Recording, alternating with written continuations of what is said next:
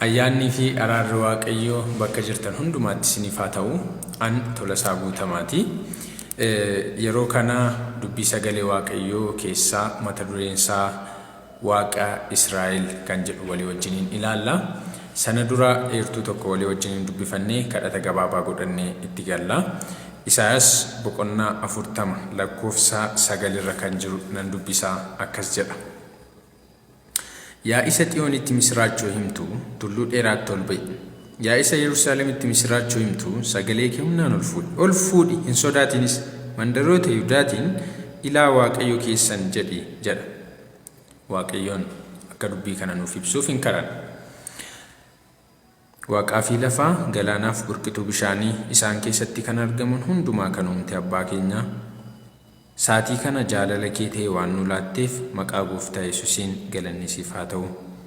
Saatii kana sirraa barachuu barbaanna abbaa. Dubbii kee akka ati nuuf ibsitu dhugaa hubachuu qabnu akka nu barsiistu barbaanna. Maqaa Gooftaa Yesuusiin hafuura kee ergii ati dubbii kee nuuf ibsi. Saatii kana yaa abbaa keessa keenyatti dubbachuudhaan dubbii kee isa dhageenyuun immoo jireenyi keenya akka jijjiiramu dhugaa kana qabannee samaayiifis akka qophoofnuuf hadaraa hunduma keenyatti nu gargaari. Maqaa Gooftaa Yesuusiin ameen.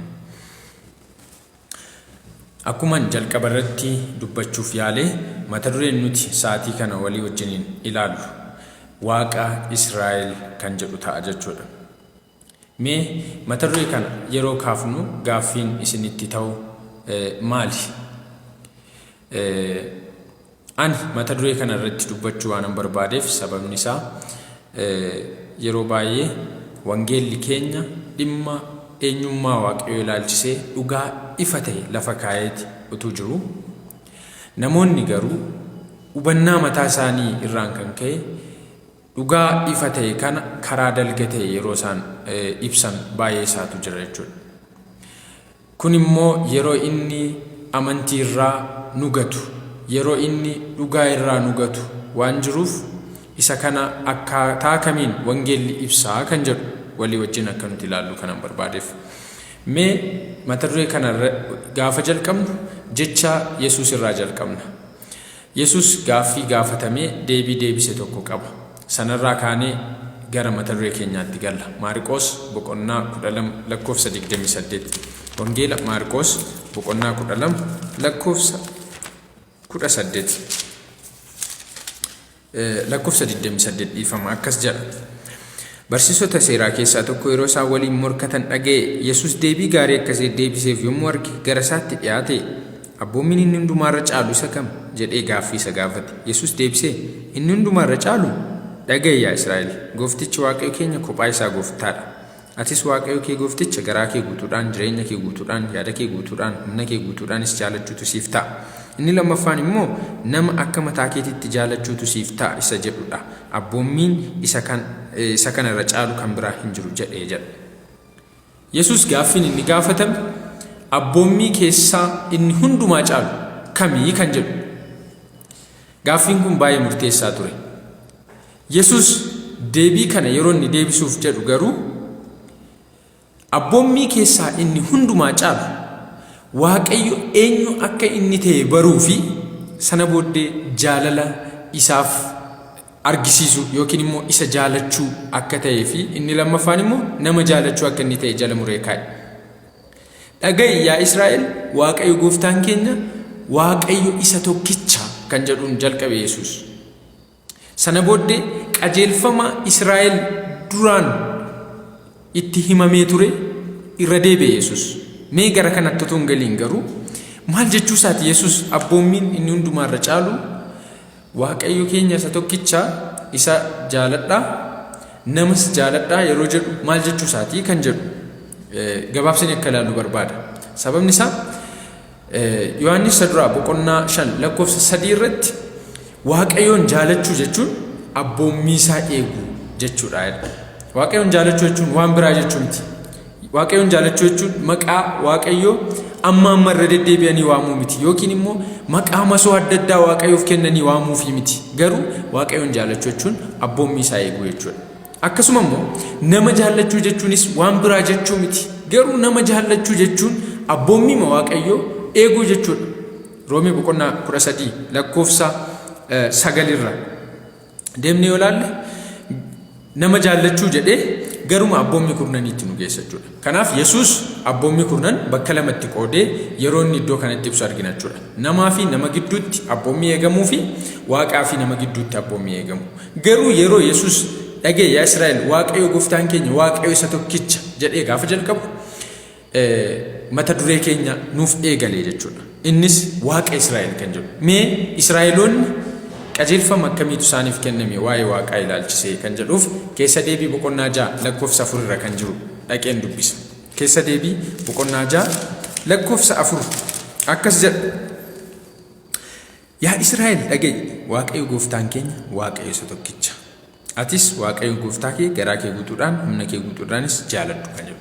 Yesuus kallattiidhumaan gaaffii gaafatameef deebiin inni deebise heertuu kanadha jechuudha. Innis iddoo kanatti eenyummaa Waaqayyo ilaalchisee yeroo sabni Israa'el qajeelfamni isaaniif kennamedha. Waaqayyo tokkicha. Waaqayyo gooftaan keenya Waaqayyo isa tokkicha. Tarii akkamitti akkasiin hiiktan ani hin beeku.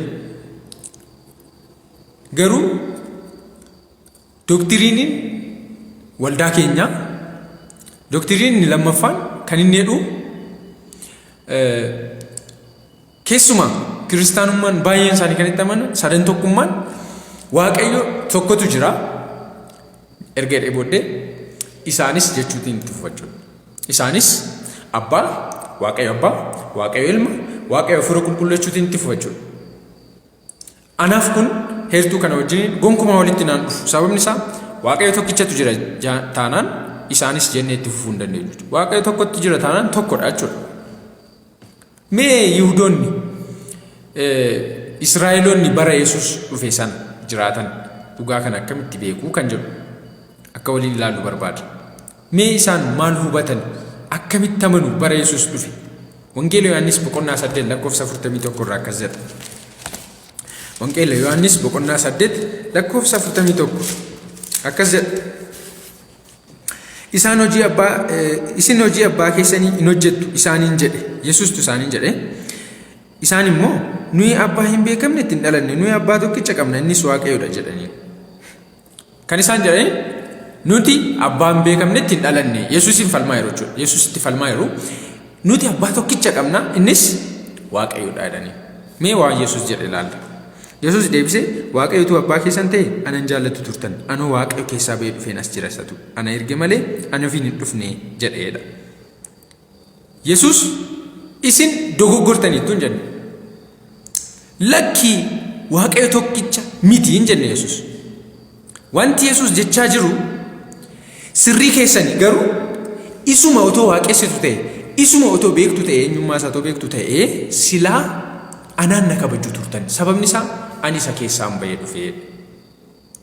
Ani isa keessaan bahee jechuun hiikkaan biraan qabu garuu ani ilma isaatii jechuudha. Ani kan isaatii jechuudha. Isatu na ergedhe waan ta'eef. Kanaafiyyuu bara Yesuus dhufe mataasaa Yihudoonni kan isaan amanan Waaqayyo isa tokkichatti jechuudha. Waaqayyo isa tokkichatti. Yesuusoo akkamitti barsiise? Yesuusoo maal beeka? Dhimma kanatti akkaataan Yesuus jechoonni Yesuus itti fayyadame maal nuuf ibsuu kan jedhu akka nuti ilaallu barbaada. Yohaannis boqonnaa 17 lakkoofsa 3. Yohaannis boqonnaa 17 lakkoofsa 3. Iddoo kanatti Yesuus bartoota isaaf kadhachaa jira. Abbaa kadhachaa jira. Sana booddee abbaatiin akkas jedheen.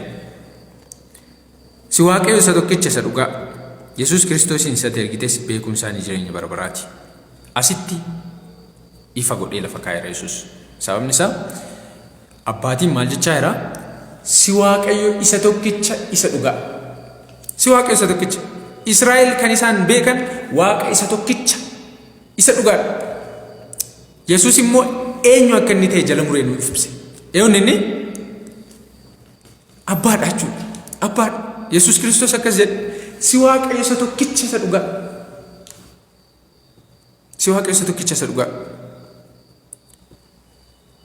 Yesuus Kiristoos isa ergites beekumsaan jireenya bara baraati. Bartoonni kan isaan beekan, kan isaan hubataniiran akka Yesuus jechaa jirutti Waaqayyo isa tokkichaa fi Yesus Kiristoos isa inni erge hubatanii beekaniiru jechuudha. Mee bartoonni dhuguma maal hubatanii? Ishi bartoonni akkamitti barsiisaa turanii? Kan jedhamu akka nuti ilaallu barbaada. Waaqni tokkichi inni kan Israa'el sun bartoonni akkamitti barsiisuu kan jedhu akka nuti ilaallu barbaada. Qorontoos duraa boqonnaa 8 lakkoofsa 6. Qorontoos duraa boqonnaa 8 lakkoofsa 6 akkas jedha. Nuuf garuu Waaqayyo tokkichatu jira. Waaqayyo tokkicha. Nuuf garuu Waaqayyo tokkichatu jira. Innis Abbaa. Isa waan hundumaa uume. Isa nuyi maqaa isaatiif jiraannus. Akkasuma gooftaa tokkichatu jira. Innis Yesus Kiristoos. Isa wanti hundumtuu ittiin uumame. Isa nuyi ittiin jiraannus. Ameen. Phaawulos illee dabalatee maal jechaa jira? Nuuf Waaqayyo tokkichatu jira. Nuuf Waaqayyo tokkichatu jira. Innis Abbaa. Akkasitti yaaddan barbaada. Kun jecha bartootaati. Kun amantii bartootaati. Kan waldaan jalqabaa irratti bu'uureffamte dhugaa addaati jechuudha. Waaqayyo inni tokkichi Abbaa akka inni ta'e. Waaqni inni kan Israa'el Abbaa akka inni ta'e. Kanadha kan sabni Israa'el bartoonni illee barsiisaa jiran jechuudha. Abbaa kana Yesus mataan isaa Waaqayyo koo jedheetu waama. Mee Wangeela Yohaannis boqonnaa 20 lakkoofsa 17 akka nuti baafnu barbaada. Wangeela Yohaannis boqonnaa 20 lakkoofsa 17 akkas jedha. Yesus du'aa ka'ee booddee Maariyaamitti akkas jedheetti hime.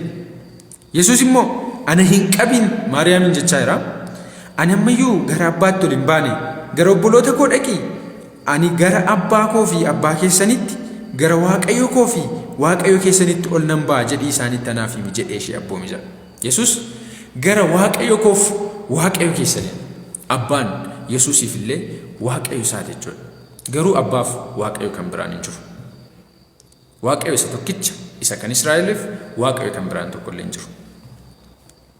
Kan akkasiin irratti hubattan barbaada. Karaa addaa bara dhumaa keessa yeroo addunyaan gara xumuraatti dhuftu wangeelli dhugaa adda ta'e kana kan nuuf ka'u qaba.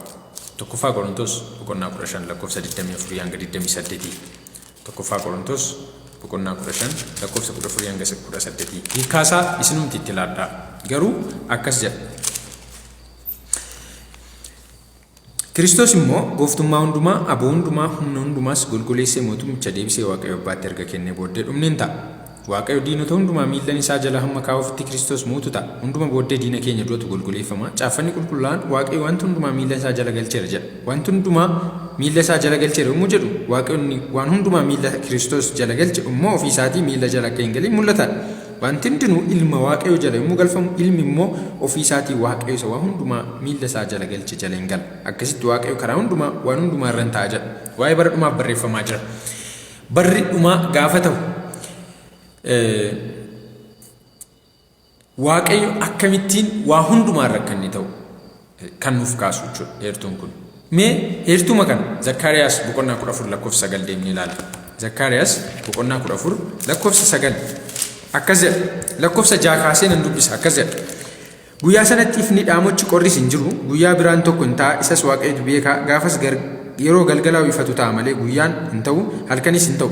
Guyyaa sanatti Yerusaalem keessaa bishaan jireenyaan burqaa. Walakkaan isaa gara galaana ba'a biiftuutti, walakkaan isaa immoo gara galaana lixa biiftuutti bonaa fi ganna yaa'a. Yommus Waaqayyo guutummaa biyya lafaa irratti mootiin ta'a. Gaafas Waaqayyo isuma tokkicha maqaan isaas tokkichumaadha. Kan akkasiin hiikkaatti laattan barbaada. Bara dhumaatti yoo carraa samaa galu arganneef hiikkaasaa isinumti itti ilaalaa. Garuu gaaffiin jiru Yesus oo akkamidhaa kan jedhu. Yohaannis boqonnaa 1 lakkoofsa 1 hanga 3tti sagalichi Waaqayyo bira ture, waan hundumaa dura ture, sagalichi Waaqayyo ture, Waaqayyo biras ture kan jedhu. Lakkoofsi 14 immoo foon uffatee nu gidduu buufateedha. Kanaaf iyyuu Waaqayyo lamatu jira kan jedhu. No, Yesus ilma Waaqayyooti. Ilmi Waaqayyoo immoo waaqummaa abbaa isaa irraa qabatee dhalate jechuudha. Kanaaf iyyuu waaqummaa abbaa isaa irraa qabatee dhalate Waaqa jedhame jechuudha. Inni ilma Waaqayyooti. Dhugaa kana yeroo kan biraa irra deebinee mata duree ilma Waaqayyoo jedhuun walitti deebina. Waaqayyo, Waaqni Israa'el, Waaqni inni tokkichi Waaqayyo abbaadha jechuudha. Fayyaa ta'a.